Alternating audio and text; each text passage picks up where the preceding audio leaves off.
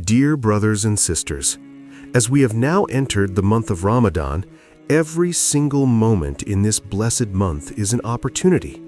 Every moment is an opportunity for you to say a good word, to say Subhanallah, Alhamdulillah, or any form of remembrance. It is also a moment that could be wasted, or worse, a moment in which a person sins, and that is the worst thing you could do with a moment in Ramadan. Every single moment is so precious that you must ensure you are using your time in the best way possible. Subhanallah, when we speak about the best form of remembrance in Ramadan, what is the greatest zikr of Allah, and we look through the entire body of hadith from the Prophet ﷺ, sometimes when you read about the virtues of a particular phrase, you might think that it is the only thing you should be saying. For example, if you read about the virtues of seeking forgiveness from Allah subhanahu wa ta'ala, you might say to yourself, I should do nothing but say Astaghfirullah, or one of the various forms of seeking forgiveness. My Lord, forgive me and have mercy on me. Accept my repentance. All of these different supplications of istighfar. Then you find the hadith in which the Prophet ﷺ tells us about the advice of Ibrahim, peace be upon him, regarding the seeds of paradise. Subhanallah, Alhamdulillah. Then you find the hadith where the Prophet ﷺ says that there are two phrases beloved to Ar-Rahman, light on the tongue but heavy on the scale. Subhanallahi wa bihamdihi, Subhanallahil Azim. Then you find the hadith where the Prophet ﷺ says the most beloved speech to Allah is La ilaha illallah. And he also said, keep your tongue moist with the remembrance of Allah. Then you find the narration where a companion asked the Prophet how much of his dua should be dedicated to sending peace and blessings upon him, salawat upon the beloved, and he was told that it could take up all of his supplication. So, when you look at all of these narrations together, you realize something powerful. The best remembrance in Ramadan is not limited to just one phrase. Rather, it is a heart and a tongue constantly engaged in the remembrance of Allah, through glorification, gratitude, seeking forgiveness, declaring His oneness, and sending peace and blessings upon His Messenger, sallallahu alaihi wasallam. Ramadan is a gift of moments. Do not let them slip away. Fill them with dhikr, fill them with dua, fill them with sincerity, and you will find their weight on your scale when you need it most. And that would be sufficient. And we know that Friday is the most beloved day for sending salawat upon the Messenger, sallallahu alaihi wasallam, so perhaps I've only confused you further. You read all of these ahadith, and each time you say, that's the one, that's the phrase I should focus on. Or you remind yourself that your Lord loves praise, so you say, I'll just repeat Alhamdulillah over and over again. Subhanallah, every chapter you read contains these incredible virtues, and you're left wondering, which one should I prioritize? Then you come across the statements of the pious predecessors. All of this, by the way, is simply an introduction to the question. When they were asked about prioritizing seeking forgiveness over glorifying Allah or over other forms of remembrance, they gave a powerful example. If you have a garment that is stained, you do not embellish the garment before cleaning the stain. You clean the stain first. So they said that istighfar, seeking forgiveness, is like removing the stain. Saying Subhanallah is like adding beautiful buttons or embellishments to the garment. And so they prioritized seeking forgiveness, but they never neglected glorification. So where does that leave us in Ramadan? It is narrated that one Subhanallah in Ramadan is worth 1,000 Subhanallah outside of Ramadan. This is the month in which the mercy of Allah subhanahu wa ta'ala is constantly descending upon us. And here is where some of the scholars offer beautiful insight. Number one, the best form of remembrance is the Quran. The Quran is the greatest dhikr. As you recite it throughout the day, it is part of your remembrance of Allah subhanahu wa ta'ala. And the best way to recite the Quran is in your salah, in your prayer. So your prayer becomes your greatest space of remembrance. Your recitation becomes your greatest dhikr. And from there, everything else finds its place. Your istighfar, your tasbih, your tahmeed, your salawat. Ramadan is not about choosing one phrase and abandoning the rest. It is about immersing yourself in remembrance in all of its forms, while prioritizing what purifies your heart and brings you closest to Allah. Why? Because in just 2 rak'ahs of prayer, you combine all of them. In a proper salah, you bring together the best forms of remembrance. You have the recitation of the Quran, you have tasbih, you have tahmeed, you have dua, you have khushu', all within those 2 units of prayer. And that is from the mercy of Allah subhanahu wa ta'ala that all of the best forms of dhikr are combined in salah. Then there is the Quran itself, a reminder to the worlds and a book filled with reminders and the remembrance of Allah subhanahu wa ta'ala. You recite it at all times with intention, and it becomes a constant source of dhikr. The scholars said we can take insight from observing 2 things. First, look at the way the prayer of the Prophet, peace be upon him, was.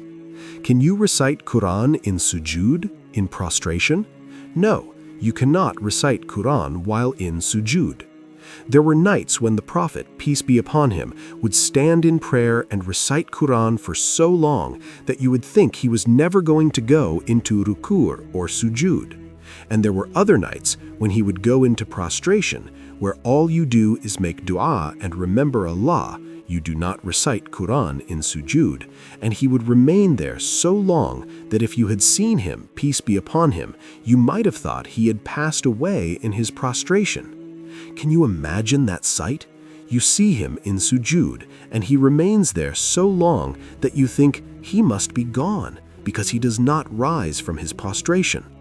It is narrated that he, peace be upon him, would spend an entire night repeating a single ayah of the Quran, 1 verse, and on other nights it was as if he would recite nearly the entire Quran while standing in prayer.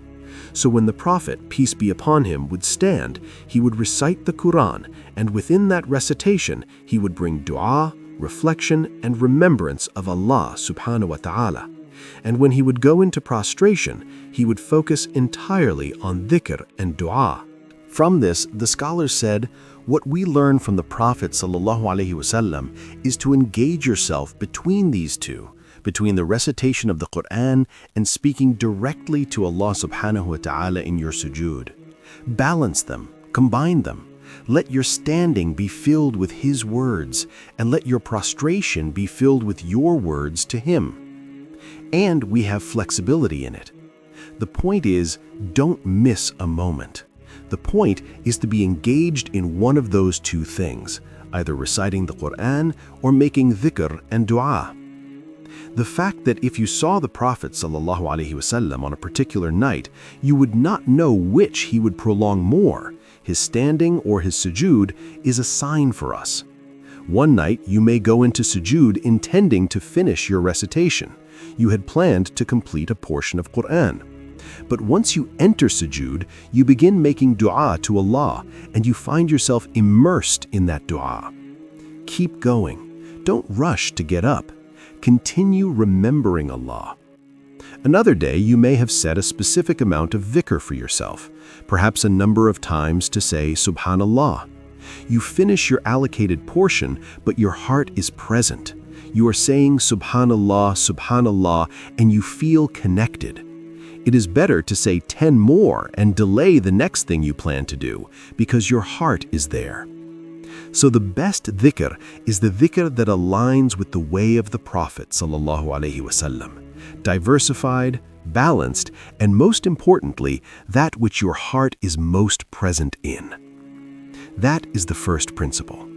The second principle, what is best outside of Ramadan is also best inside of Ramadan. It is simply greater in reward. Your morning and evening avqad in Ramadan carry even more reward than they do outside of Ramadan. The Prophet did not pause his morning and evening remembrances just because Ramadan came. If anything, their importance increased. Ramadan is the best time to build those habits, to truly bring them into your life and hold on to them permanently. It would be like someone who focuses intensely on certain acts in Ramadan, but neglects the regular Sunnah prayers, the prayers that the Prophet, peace be upon him, would never abandon, whether in Ramadan or outside of it. The goal is not to replace what is already established. The goal is to strengthen it. Ramadan elevates your existing acts of worship. It does not suspend them, it multiplies them. So diversify your remembrance, follow the prophetic balance, stay where your heart is present, and build habits in Ramadan that will live with you long after it ends. May Allah subhanahu wa ta'ala enable us to hold firmly to all of that. The third point, and this is something very powerful to reflect upon, is to look at the best du'as given to us by the Prophet, peace be upon him, in the best seasons. The best 10 days of the year are the first 10 days of Dhul Hijjah. The best 10 nights of the year are the last 10 nights of Ramadan. The best of the first 10 days of Dhul Hijjah is the day of Arafah, and the best of the last 10 nights of Ramadan is Laylatul Qadr. On the day of Arafah, may Allah subhanahu wa ta'ala call us back to it again and again, the Prophet, peace be upon him, said, "The best of what I and the prophets before me have said, and all of the prophets observed that day, is La ilaha illallah wahdahu la sharika lah, lahul mulk wa lahul hamd wa huwa ala kulli shay'in qadir." There is no God but Allah, alone without partner. To him belongs dominion and praise, and he has power over all things. It is praising the oneness of Allah, declaring his oneness. He has no partner, no equal. He alone has dominion. He alone bestows reward. He alone is worthy of worship. Subhanallah, that is the best dua on the day of Arafah. Some of the scholars even say that this declaration is the culmination of Hajj itself. When you go to Hajj, everything revolves around affirming the oneness of Allah, making tawaf around the Kaaba, saying the talbiyah, Labbaik Allahumma labbaik. Here I am, O Allah, here I am. Everything centers around Tawheed.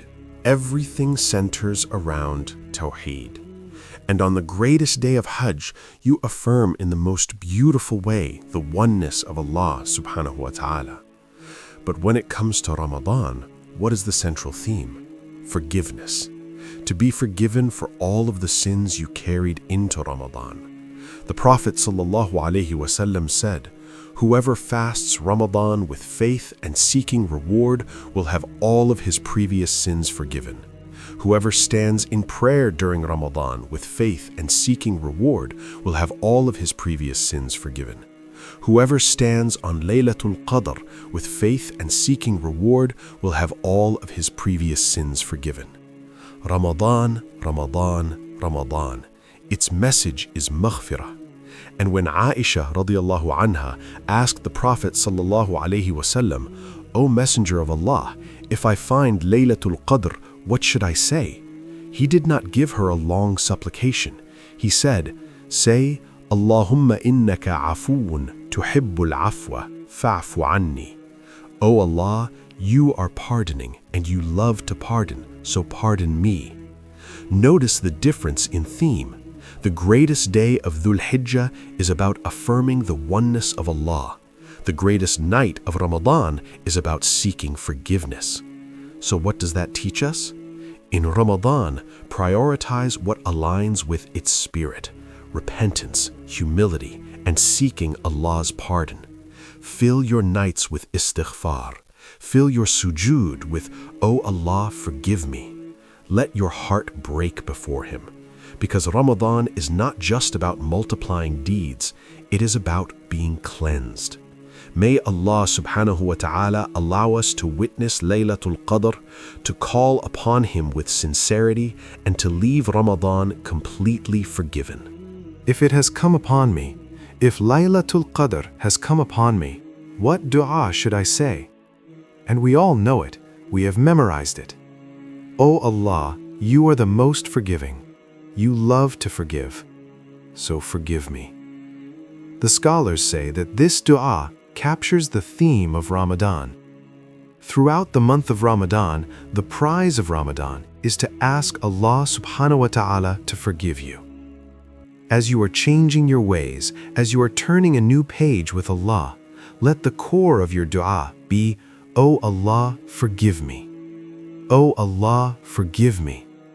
O Allah, as I am turning my page, let the page on the day of judgment also be turned, so that none of the sins I brought with me into this month appear on my record.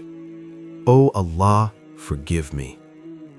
So this is not just a dua for the last 10 nights. It is not just a dua for Laylatul Qadr. It is a dua that represents the essence of all of Ramadan. O Allah, forgive me. So embark on this journey with intention. Make sure that your du'as every night, and especially your du'as in the final moments before you begin your fast, revolve around asking Allah subhanahu wa ta'ala for forgiveness. Because that is the culmination of Ramadan. May Allah subhanahu wa ta'ala forgive us. May He allow us to reach Laylatul Qadr. May He allow us to say the du'as we should be saying. And may He accept our fasting, our prayers, and our entire Ramadan. Ameen.